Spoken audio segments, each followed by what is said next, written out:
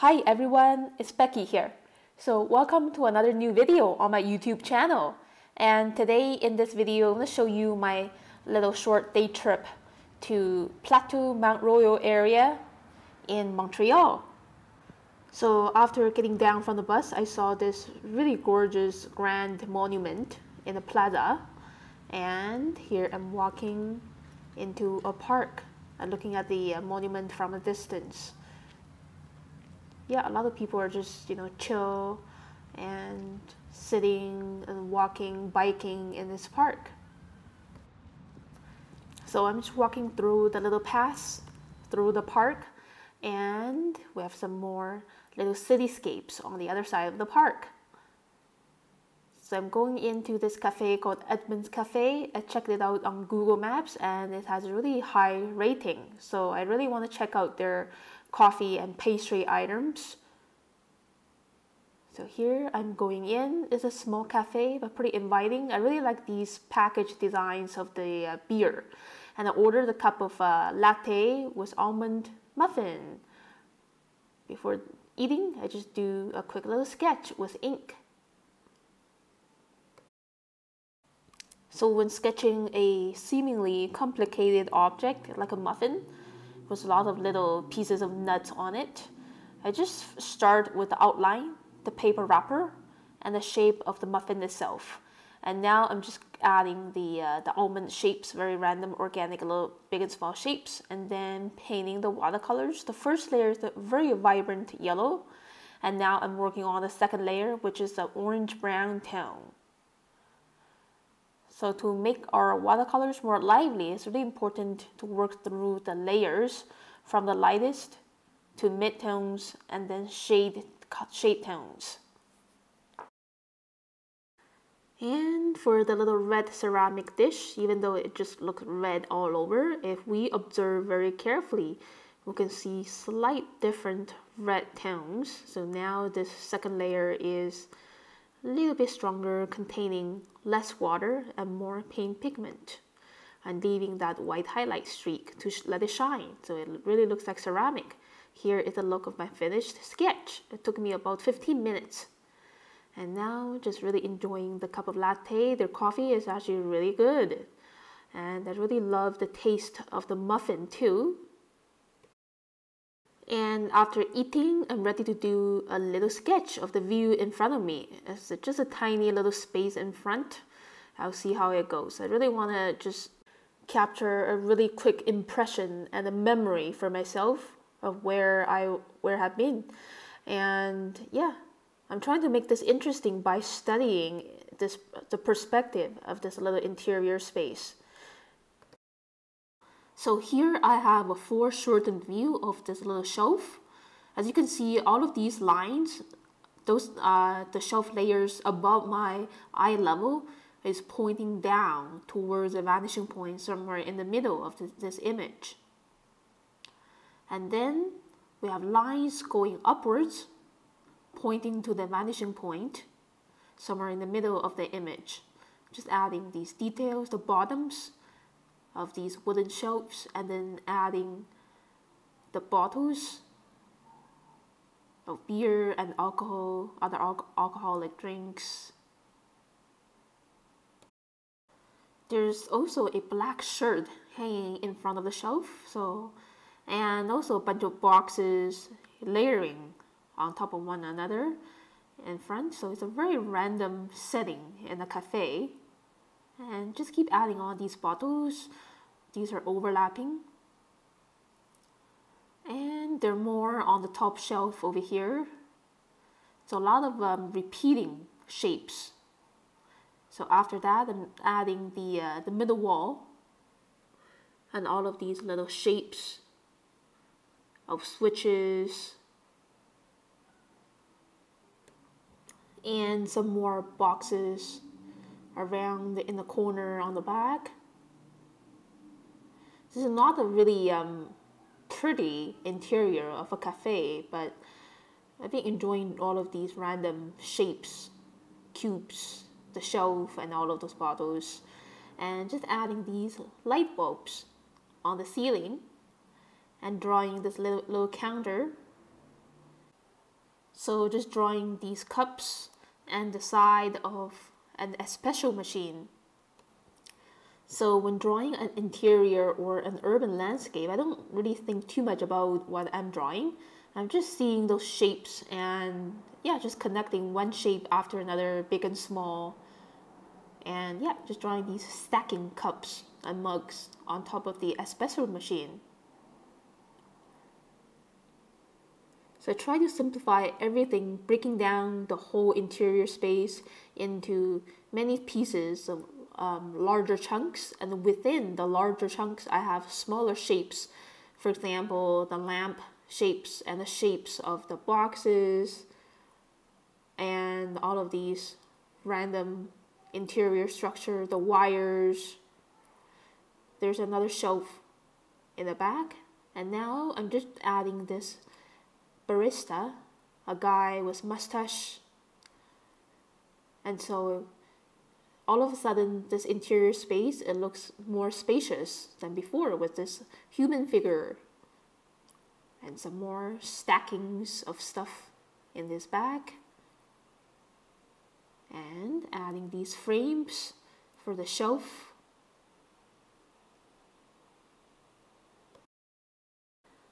And inside these shelves I can see coffee packages and other food ingredients for baking. Yeah, again, just simplifying them into very simple shapes, mostly short and tiny little rectangles. Yeah, so that's it for the line work. Now I'm ready to paint watercolors. So just wetting the whole surface area first with clear water. The first layer I want a really soft and inviting yellowish wash to show the color of the lights. Usually inside the cafe they use this kind of the yellowish lighting, so it looks very warm and inviting.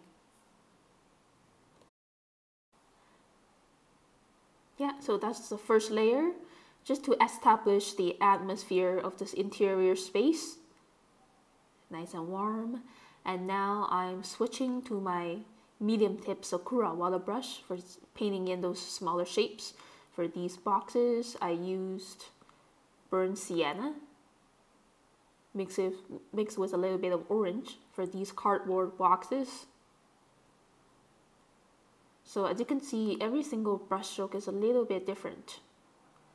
And the color within each brushstroke is slightly different too, even though it seems like I'm using the same color.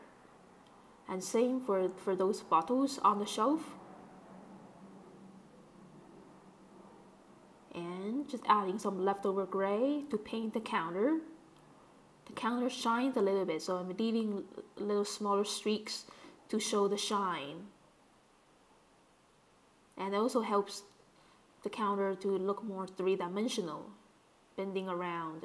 And same for the espresso machine, it's metallic, so I'm just using these thin brush strokes to show the different values of the shade and tones on the metallic surface. And working with watercolors is all about working through multiple layers. So usually when I'm sketching on location, I like to paint for about 3 layers, 2 to 3 layers. And now I'm just adding the second layer for these light bulbs, really vibrant medium yellow containing less water. A little bit of shade on the side of the wall using the mix of ultramarine blue and a little bit of royal purple. And also around the shelves here and there, very light gray shade. Yeah, some more light shade around ceiling, but it's not going to be dominating over the bright, warm, inviting yellow. Yeah, and adding a bit of green for the counter. It's kind of a vintage green. And also painting the dark shade areas around this little shelf. And now I'm gradually adding some more intense colors. As you can see, just adding these stronger browns containing less water and more paint pigment. So it's pretty dry watercolor paint, and same for the bottles. And there's some other bottles with a green and turquoise tone of the glass.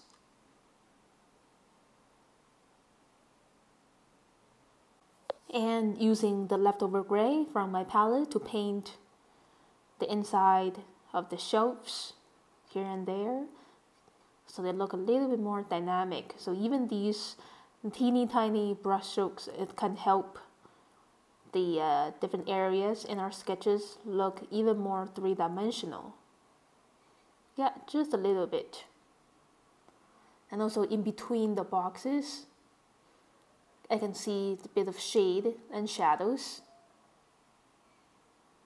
around the side of the wall and the ceiling area, in between the gaps here and there.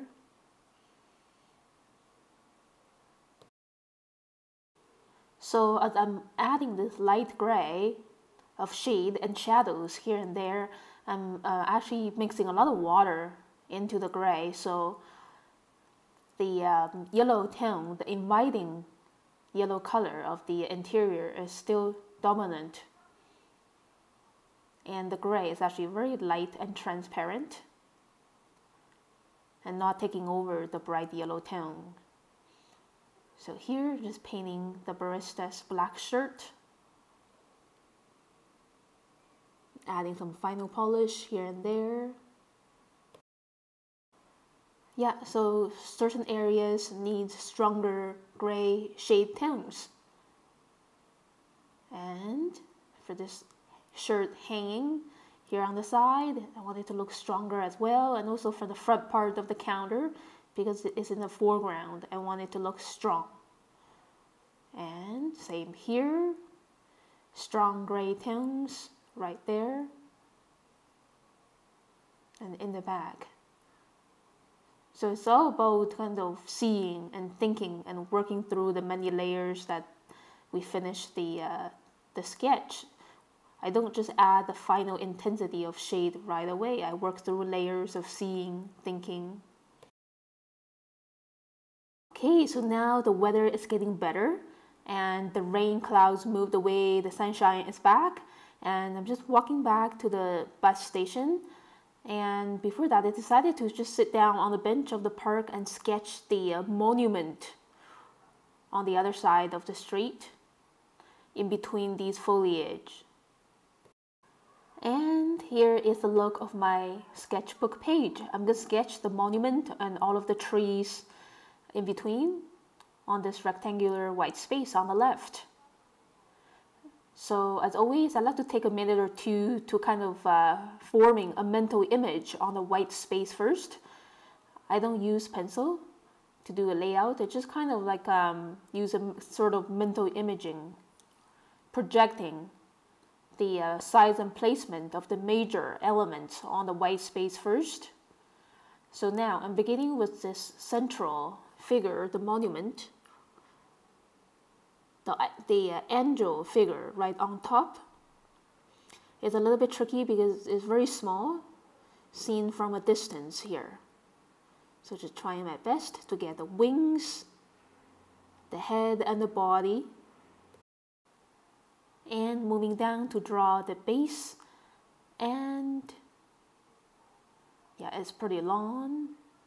Underneath that, there are smaller figures of heroes or something like that surrounding the base of the monument. And then adding some of these brick textures on the exterior of the monument. Again, I'm just simplifying those textures into simple lines and shapes because I'm seeing this monument from a distance. I can't really see all of those details, just a little bit. And I think the monument is pretty much done. And now I'm just adding the first line for the stairs leading down into the park. But before that, I want to draw a man walking towards the stairs right over here. So now I can feel more sense of space and distance over here. The man is looking almost as tall as the monument. And just drawing, yeah, the first series of stairs on top and dividing that into several different steps and another layer. Yeah, so when I'm drawing these straight lines, I'm not being stressed out. I just try on my best, because we don't have to be perfect. We don't have to draw perfect lines like using rulers. And these not so perfect lines just give a sense of more liveliness to this sketch, because it's made by a human, not a machine, not with a ruler. And now I'm starting to draw the lamp on the right hand side, starting with the pole and the lamp piece right on top. And on the right side of the lamp, there's this big tree in the foreground. But before that, I want to finish the bushes behind the lamp.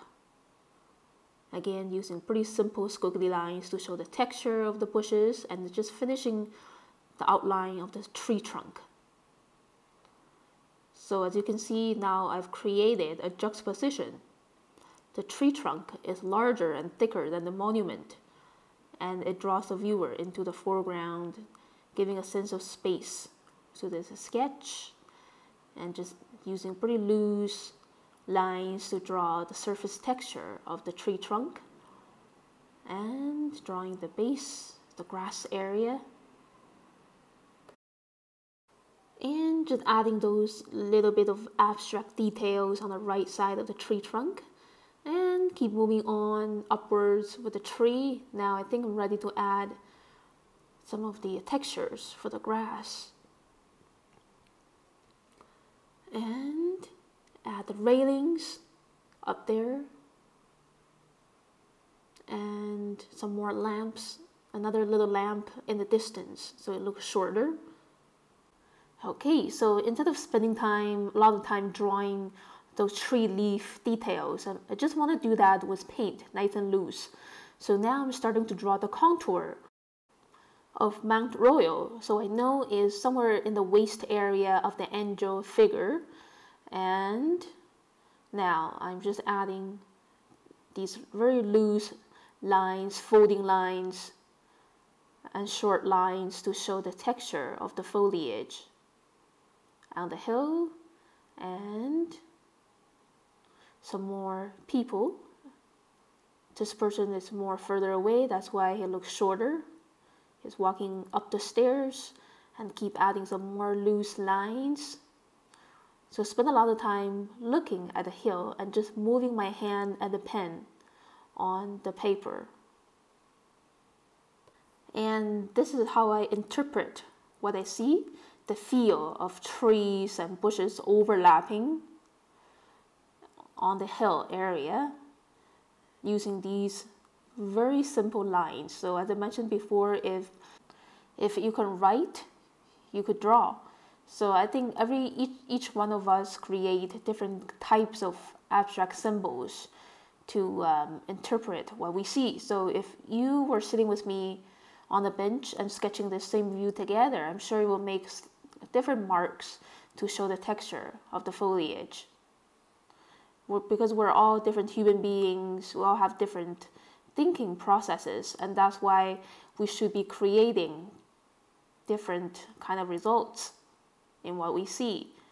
I think we're all seeing and feeling the same subject matters in different ways.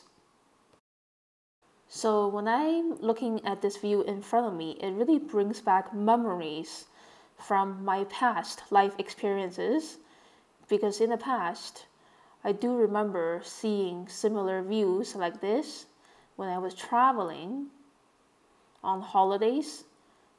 So in reality, I'm seeing and feeling this view in front of me for the first time, but deep inside me, I feel like it's not really the first time. So it's really like mixed feelings when just immersing myself in this environment. So I'm connected to both my present and past self by looking at this. So every single line contains a bit of sensations. And finally, just adding another human figure there to keep this image more balanced. And I think that's very much it for the line drawing. Now I'm ready to paint watercolors.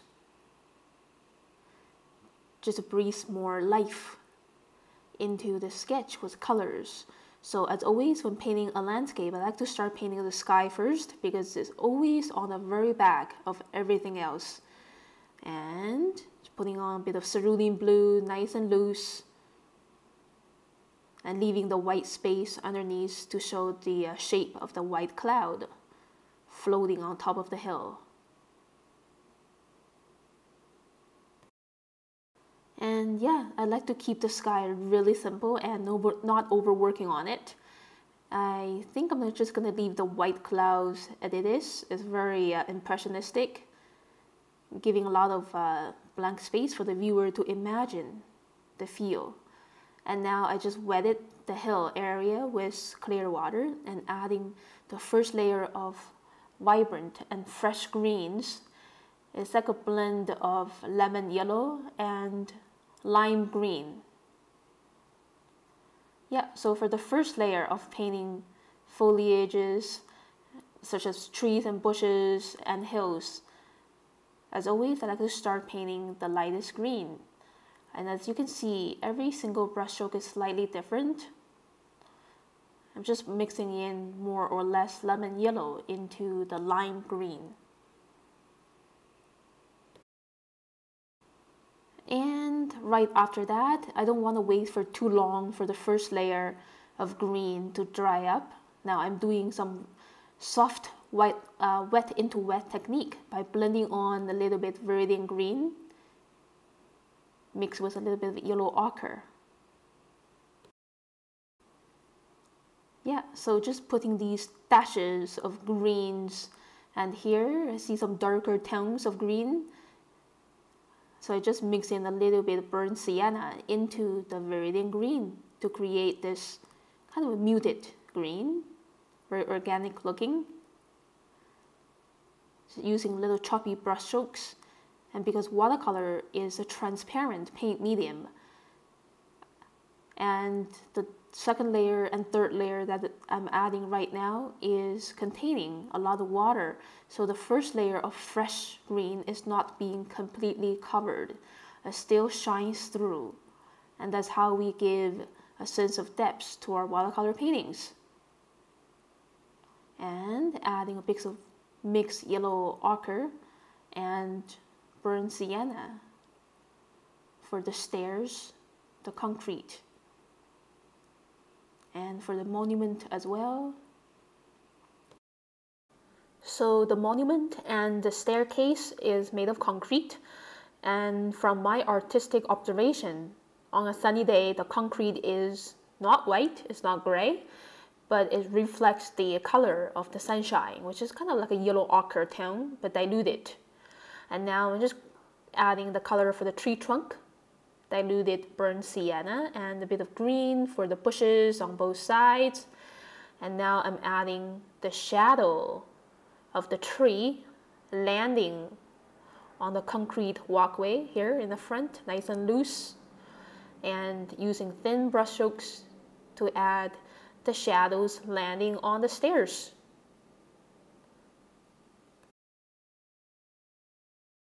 And quickly painting the patch of grass surrounding the bottom of the tree. Now comes the fun part. I'm switching to my medium tip Sakura Water Brush, mixing viridian green with a little bit of yellow ochre,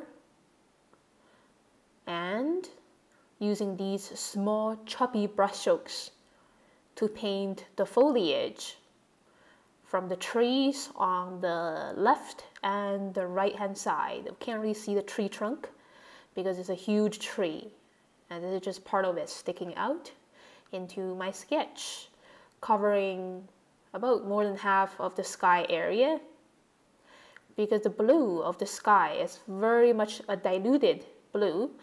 Now I'm adding green on top. Is wet on dry, okay? Just we want to make sure that sky area is dried before adding this layer of brush strokes. And putting on some darker tones of green to suggest shade in between the leaves, which is a mix of red and green with a little bit burnt sienna. Yeah, and using small choppy brush strokes. And try to merge some of the brush stroke together so we have pretty smooth clusters, not just rough and weird brush strokes all over. Yeah. And adding some darker tones around the bottom as I observe. This is a mix of red and green with burnt sienna and a little bit of ultramarine blue. So we really had to be brave adding these darker tones. Usually they're around the middle of trees. So for most trees, the middle area contains the largest amount of leaves together. That's why the shade is the darkest. And around the edges of the foliages, the leaves are very loose. So that's why we don't see dark shades around the edges of trees. And just adding some dark gray tones for the monument. And darker browns, mixing leftover blue into burnt sienna. So I get this darker brown. For the tree trunk, I need a little bit more definition with brush strokes. And now I'm nearing the end of the sketch and my brush strokes are getting very, very small, almost invisible. And now I'm just adding some more brave brush strokes for the hill area behind the monument. Yeah, so again, play with the mix of red and green or any dark shade of green with yellow ochre or medium yellow.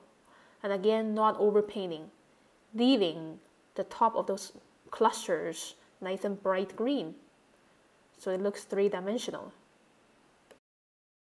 Okay, so that's pretty much it for the landscape. Just adding a little bit more shade on the base of the monument. And for the stairs as well, very minimal amount of brush strokes, almost invisible. Just those teeny tiny little definitions. And now I'm just painting this man's shirt using leftover gray. And same for his pants. Most people these days, they wear black or dark brown shirts and pants.